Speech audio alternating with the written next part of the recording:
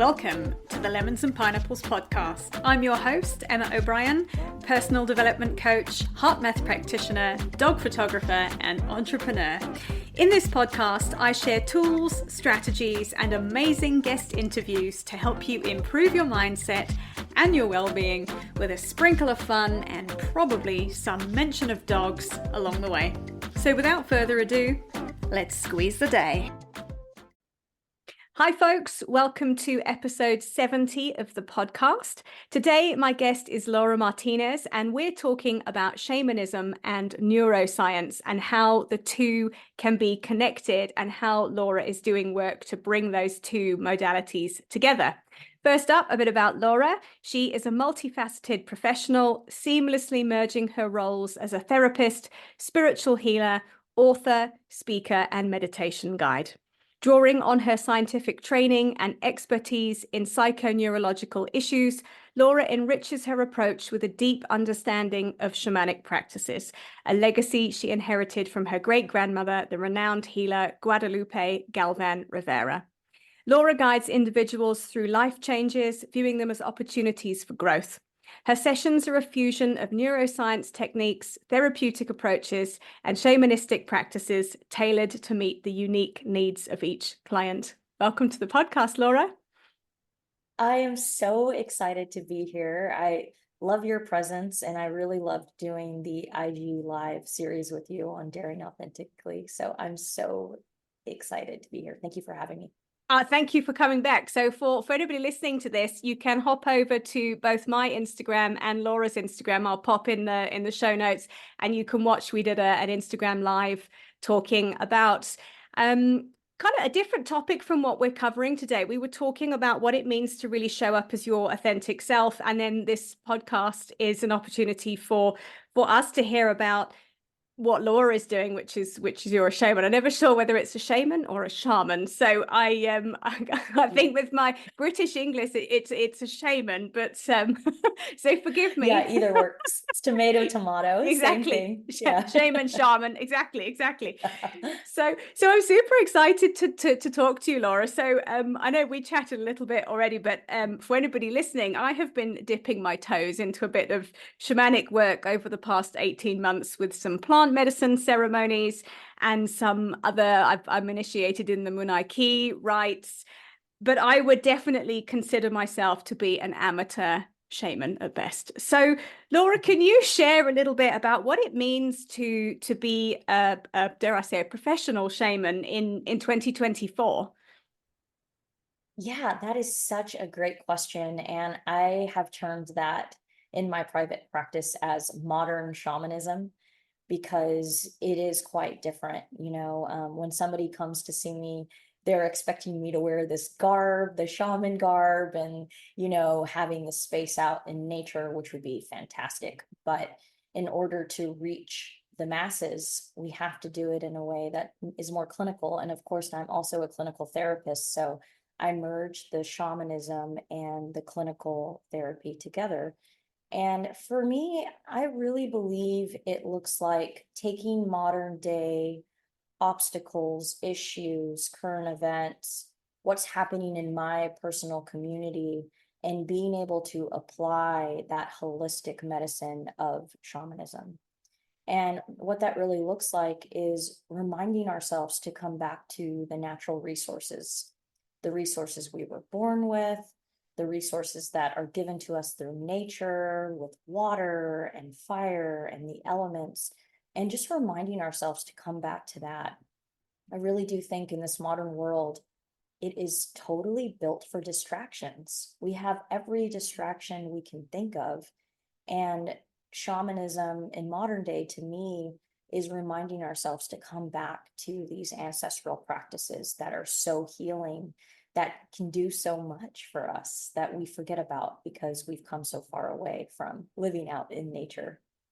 Yeah, I think that's the thing. That's what I found. So I am lucky enough to have, I was going to refer to her as my own shaman, but she doesn't belong to me, but so she's quite close by, and she has the most magical garden And I think there's Oh, something so special about being able to go and do shamanic work in an outdoor space where I mean, it's amazing. And I think this is the one thing, and we can talk a little bit more about it, is for me, what's drawn me to shamanic work is this wonderful connection with nature. So I love animals and I love being out in nature. I find it so soothing. And I think we now have some scientific evidence to back up the fact that there is a reason that being out in nature is soothing, because it's a kind of primal instinct, and I'm sure you can talk a little bit more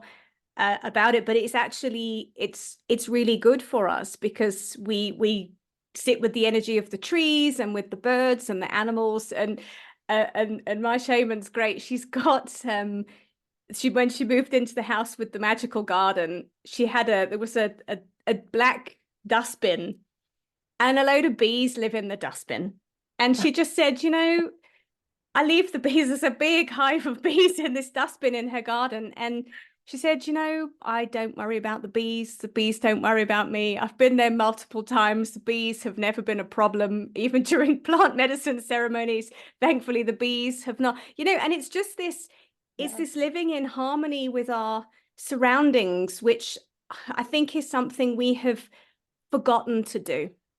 And for me, the shamanic work is about really sitting on the grass and connecting with the nature and feeling the energy and just being at peace with yourself and your surroundings.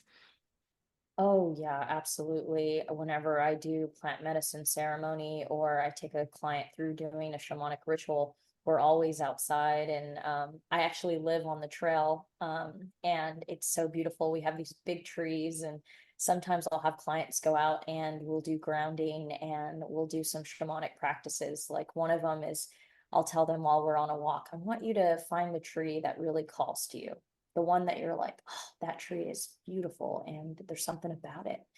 And what we do is we connect their chakras with the chakra of the tree and have them sense the energy of the tree. And just that practice alone can completely shift you out of a depressive state, an anxious state, a mood.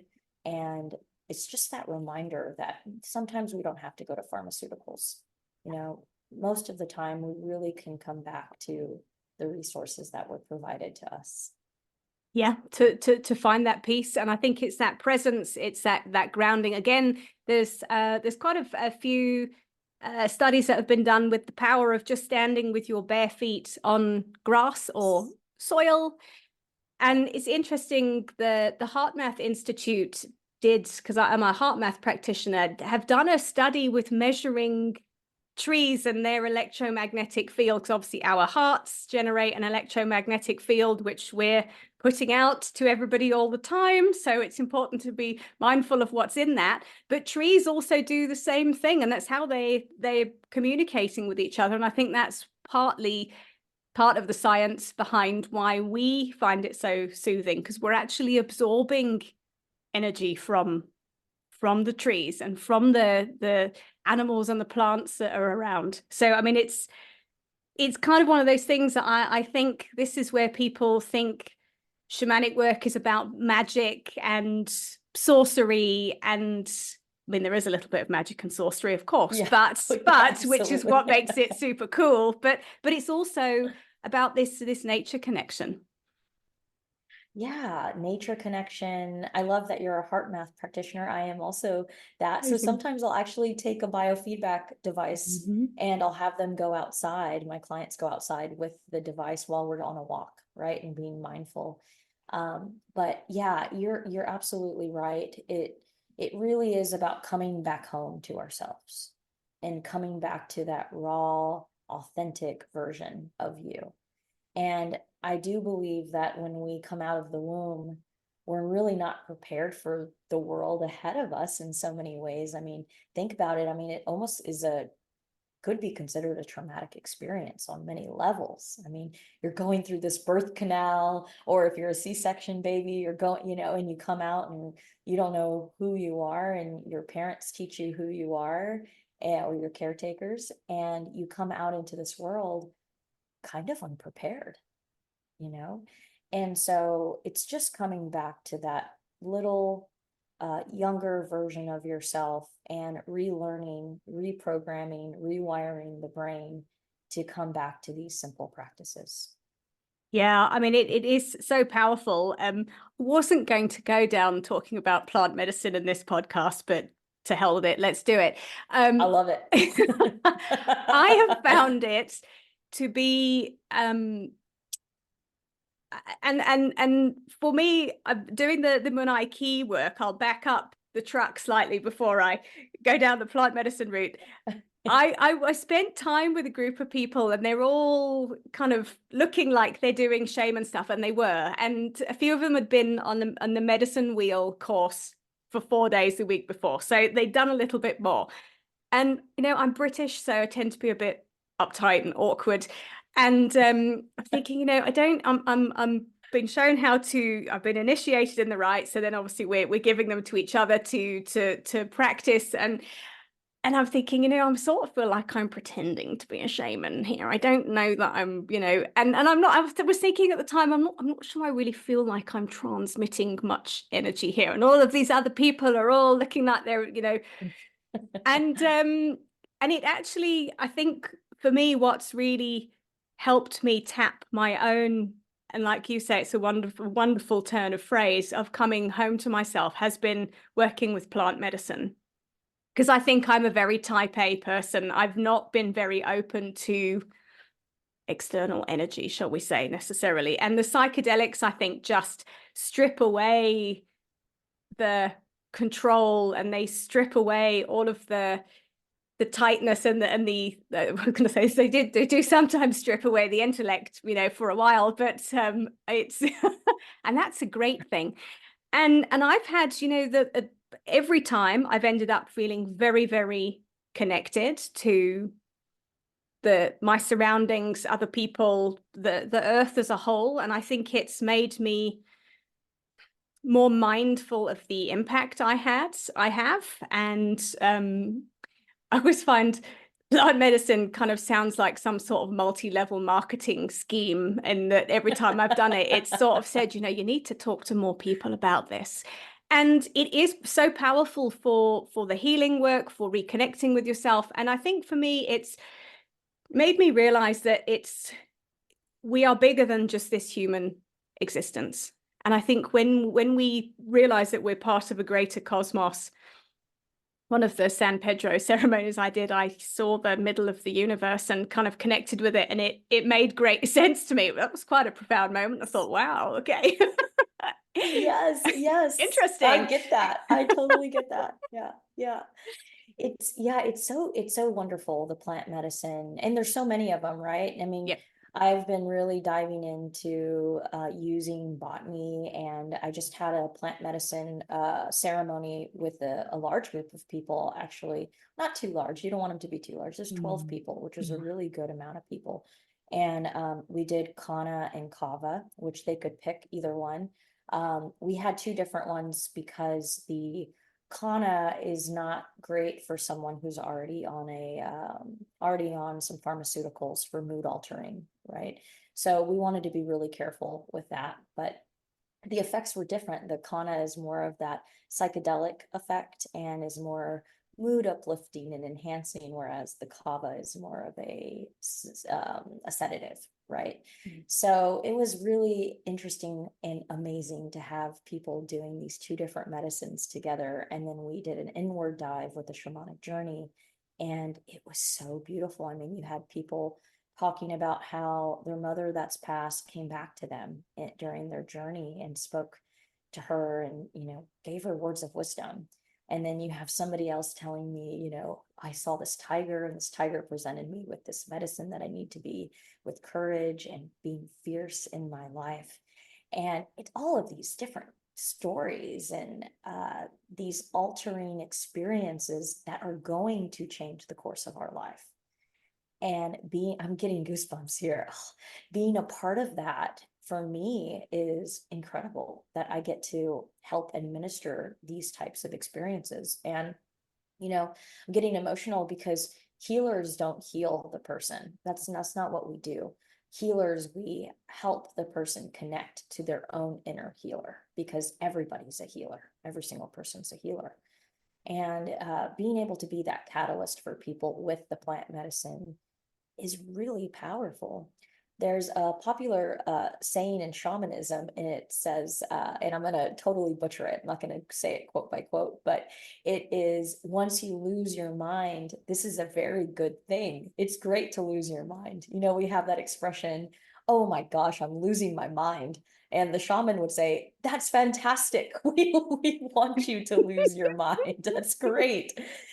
Because the mind is the source of the storytelling, the problems we create for ourselves, the obstacles. And the Buddhists really do say about the mind, it's like a tool, like a pair of scissors, and we only want to take it out when we need it, because it's a great tool, but it can also be a source of a lot of anxiety and depression and issues for ourselves. So the plant medicine really does help you lose the mind in such a great way and just exist and be. And it's so funny that you have quoted that, because I heard that quote just a couple of weeks ago from my shaman, because we had been doing a ceremony, and let's just say I lost my mind. And I found the more I have worked with plant medicine, I think the deeper I go each time with it. And I had what was a very challenging journey. I ended up stuck in the post office for about 4 hours, and it was incredibly frustrating. And I was trying to kind of puzzle out what was going on. And the people that were there watching afterwards said, "Wowzers, you were going through something," because I was literally kind of jumping up and down, having a huge tantrum, shouting, and I released an awful lot of stuff that I think I've been holding on to for a very long time. And I can't, I've had some very, very pleasant plant medicine journeys. I've had some where I've connected with my grandparents. I had one where one of my dogs was very, very unwell, and I was able to connect with her before she passed away and kind of really make peace with that. It was profound. And that, I think that was the first one I did. And it was life-changing for me. I think when it's used, and I just will put a caveat in here, we're talking about using plant medicine and psychedelics very intentionally here, folks. This is, if you're doing it recreationally, that's cool, but we're talking about using it very, very intentionally here with a shaman in a space and when it's used like that, I found it's interesting. There's so many pieces here. The storytelling piece, I think, works on two levels with this, in that we do tell ourselves stories with our minds. And like me, that this thing of just being stuck was a loop I was on. And I think I did figure it out. And then the plant medicine will tell you story in metaphor of things you need to know, I have found. And it's being able to unpack that. I think this is the other thing with it, is integration work is so important after a journey, to help you, because sometimes it just doesn't make any sense until you start to unpack it. So coming back to the losing your mind, that's what the shaman said to me, well, you did literally lose your mind, and that's a good thing. So well done. So you said exactly what you said. So that's a good thing. And it was funny because I said to her afterwards, I was just trying to process through it. And I had actually been in the post office the day before. And it was a very frustrating experience. Being in a South African post office is a frustrating place to be. And I can remember thinking at the time, if there was a hell, this would be it. So essentially, my medicine journey took me through my own personal hell of being stuck somewhere. And it was a very interesting metaphor that my mind picked up on, and the medicine took me there.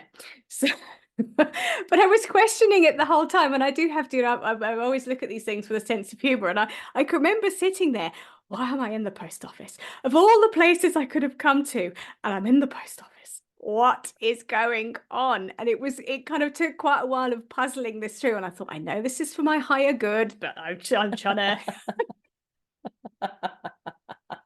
Yeah. Oh yeah. It's like the DMV here, right? For driving and Oh, renewing your license plates. yeah. Oh, that is like the post office. Yeah, Yeah. and it's such a hard place to be. Yeah. And it's so funny because you're saying this, and the integration is so important. I completely, obviously, I completely agree with you. Mm. And one of the things that I told my people on this last weekend that did the plant medicine, I told them, I said, listen, you have to integrate back into modern day society. Yes. I mean, here we are having these blissful, scary, terrifying, beautiful experiences all in between.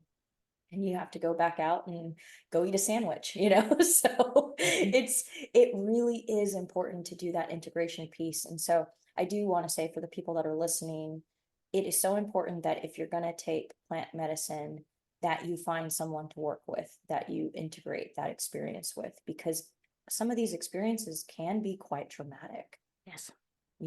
I had a client, and they were my client, so it was great. They had an experience where they went for a weekend to do an ayahuasca retreat in Mm-hmm. Peru, Mm-hmm. and they came back with a pretty traumatic experience with going into nothingness, right? Yeah. Like losing, they had an ego death, which is for us plant medicine folks, we're like, wow, we really Brilliant. got this. You're winning at plant Oh, medicine. this is fantastic, right?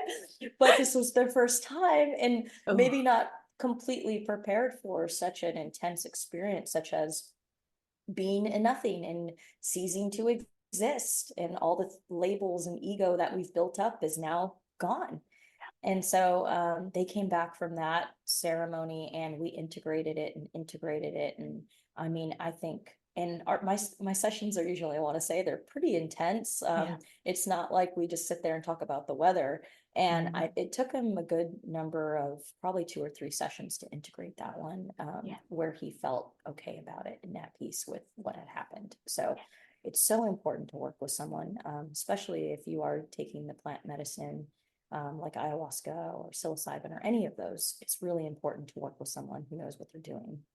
Yeah, I think that is the thing. I think you need to pick your guide carefully, because there's so many factors with it, but I think set and setting are the two pieces that come up often, and that is your mindset going into it. I think you have to be prepared for it, and I would advise anybody to research it, understand what might happen, read up about it. I did a lot of research, so I kind of vaguely knew what I was expecting, but it's different every time, and it depends. You don't really know where it's going to take you, which is part of the fun's not the right word to apply to it, but it is part of the fun.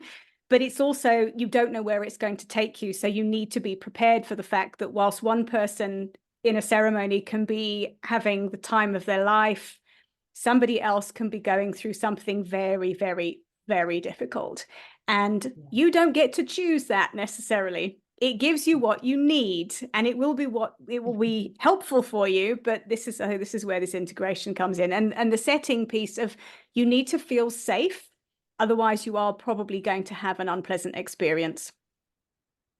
That, I think, that is so important to really consider those two things to get the most out of it, and to have to use it with intention, and to have a learning from it. And I love what you were saying about, we go into these plant medicine experiences, and then we have to come back out into the world. And I think it's making sure you take whatever you've learned from that, and then you reapply it to your life. And I think this is where it is a game changer, because it will change your perspective.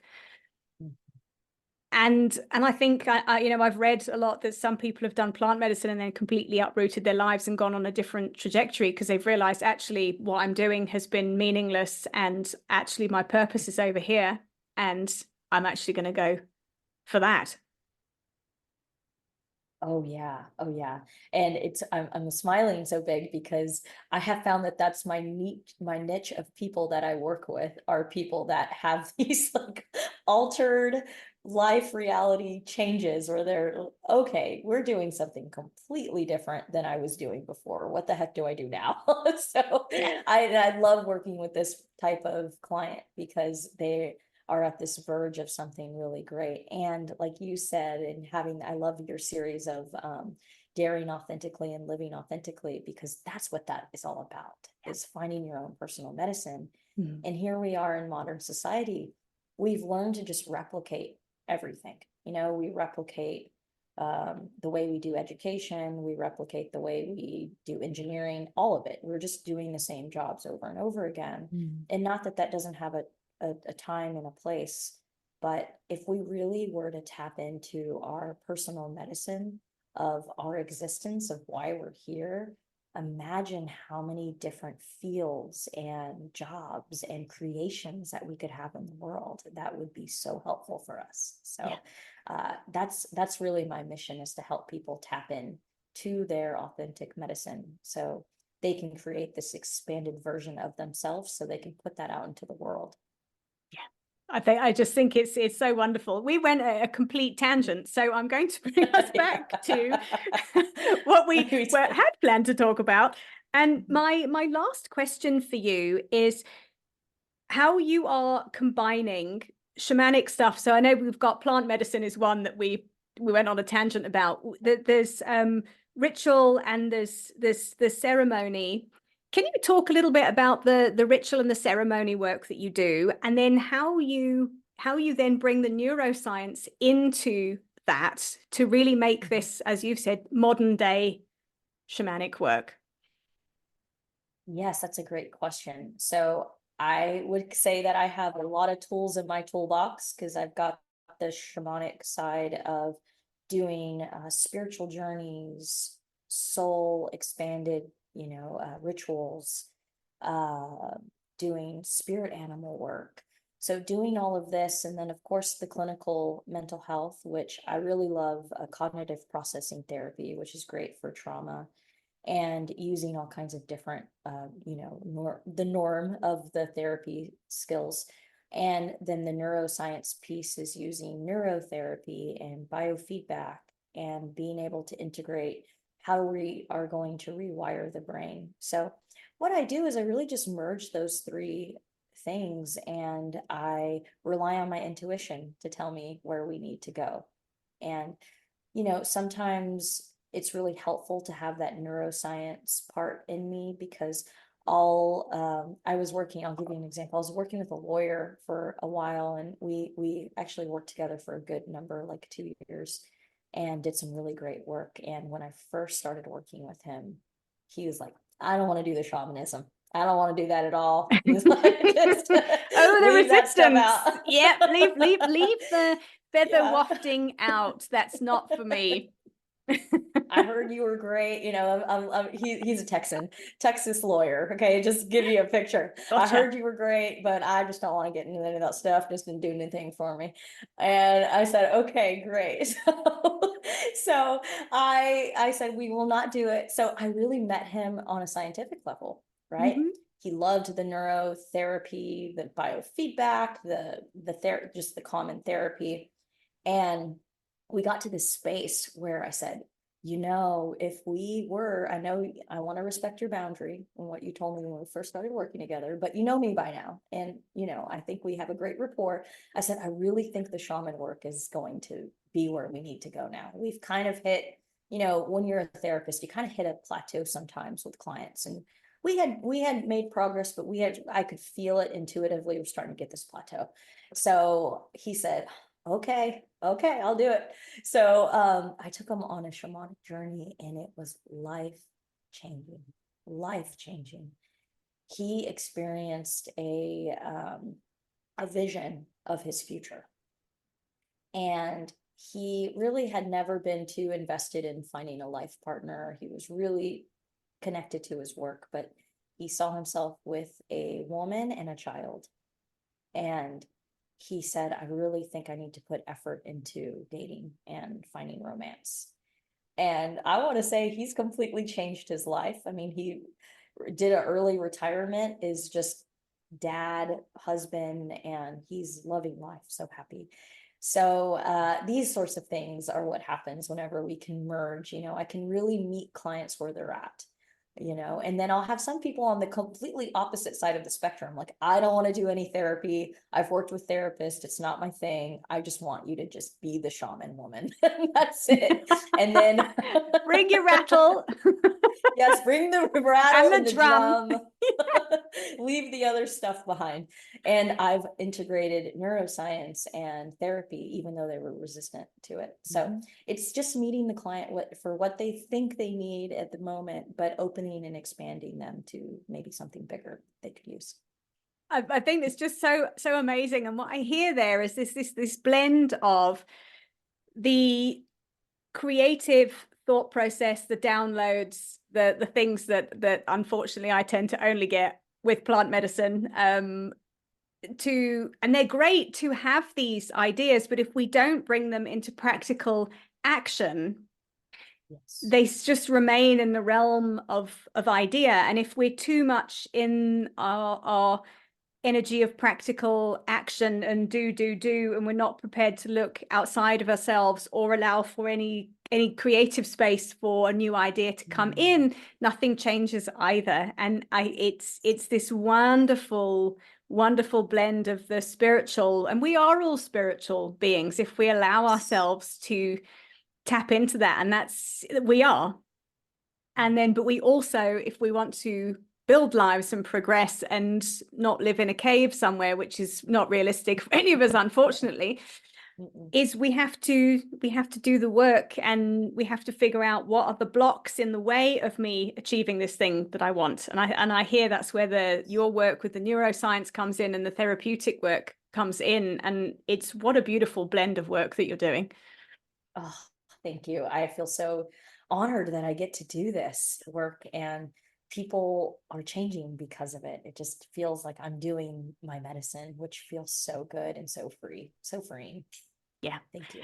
Yeah. Oh, well, thank you. And I think to go back to when we first met and we talked on the IG Live, it's when you are able to find your purpose and what lights your soul up and what makes you happy, and to go out into the world and do that work, it kind of radiates out of you. And I think when you do that, you give other people permission to show up as their authentic selves. And the more of us that are doing that, the better our relationships are. You will be happier if you're doing work that matters to you and that is meaningful and is enjoyable. And I don't believe that we are here just to get up, go to work, go to sleep, repeat until we die. And this, because the plant medicine has a great sense of humor for me. One of the journeys I did a while ago, the download I got was, I'm only here because I lost a bet. So, and I thought that was hilariously funny. That is wonderful. I really want to know what kind of bet that was. I couldn't work out what it was, but it tickled me pink. So when I said to the shaman about it, she was like, and then if you're only here because you lost a bet, we're all here because you lost the bet. And it was just, I mean, I think it's funny, but it was a sense of, God, we're here to have fun, and why the hell not, and Yeah. and if for me, I think it's so important to bring some lightness to the work that I do, because God, everything's just so serious, and you get, well, as far as we know, apparently not, I'm not really sure, but in theory we only get one go at this particular incarnation that we're in. There could be others, right. In this body, in this body you get one go. And yes. why wouldn't you rinse everything out of it and have a wonderful time? No, I don't know why we wouldn't do that. We have to have fun with our life and be playful and live it to the fullest. That's what we're here for. Yeah, absolutely. With that, I'm going to wrap us up. Otherwise, this could go off on many tangents of Emma's Universal downloads. So, Laura, for anybody who's listening and is intrigued to know about working with you, I know you work online with people. Where can people find you online and connect with you? So you can find me on my Instagram, and my Instagram is DFW, like Dallas Fort Worth, DFW Spirituality altogether. And I have my website is also dfw-spirituality.com. So you can find me there. You can also send me an email if you want to at dfwspiritualitymgmt, like management, @gmail.com. I'd love to hear from you. I also have a podcast called The Shamanic Therapist on Apple, but I'm looking to streamline that on the other platforms as well. Yeah. Brilliant. I will put all of those in the show notes so folks can go connect with you. I believe you have a retreat coming up. Could you tell us a little bit about that for anybody who is near you or would like to fly to be near you? Yeah. Oh, that's fantastic. Thank you so much. I have a shamanic training retreat in South Padre Island, Texas. So South Padre Island is a little island off the coast of Texas. It's beautiful. And we will be there from September 4th through the 9th. And if you want to integrate shamanism into your practice, or you just want to learn for yourself, come on. And it's going to be me and another shaman. We're partnering, and our family histories are remarkably different with the shaman. So I have the Basque shamanism, and she's from Chihuahua, Mexico, and she has that shamanism. So we are merging our two practices, and we're teaching on the two practices together. I'm so excited. Amazing. And are there details for that on your website as well? Yes, there are. So you can find the details there. Perfect. Or if you're stuck, just pop Laura an email or a DM on Instagram to find out more, because that sounds like it's going to be quite the retreat. I wish I wasn't on the other side of the world, otherwise I'd be straight in there. Laura, thank you very much. This has been a really wonderful conversation. I've really enjoyed it. Thank you very much for joining me today and sharing your wisdom and sharing more about the work that you do. Yeah, thank you so much for having me on. Always a joy to connect with your soul. Thank you. Thank you for joining us, folks. I really hope you've enjoyed this episode. I will see you same time next week for another podcast. Bye for now. Thank you for listening to today's episode. If you've enjoyed it, please share with your friends and be sure to leave me a 5-star rating and review, especially if you're listening on Apple Podcasts. To find out more about my one-on-one coaching, please visit my website, which is emmaobriencoach.com. And remember, folks, when life gives you lemons, you can always choose another fruit. See you next time.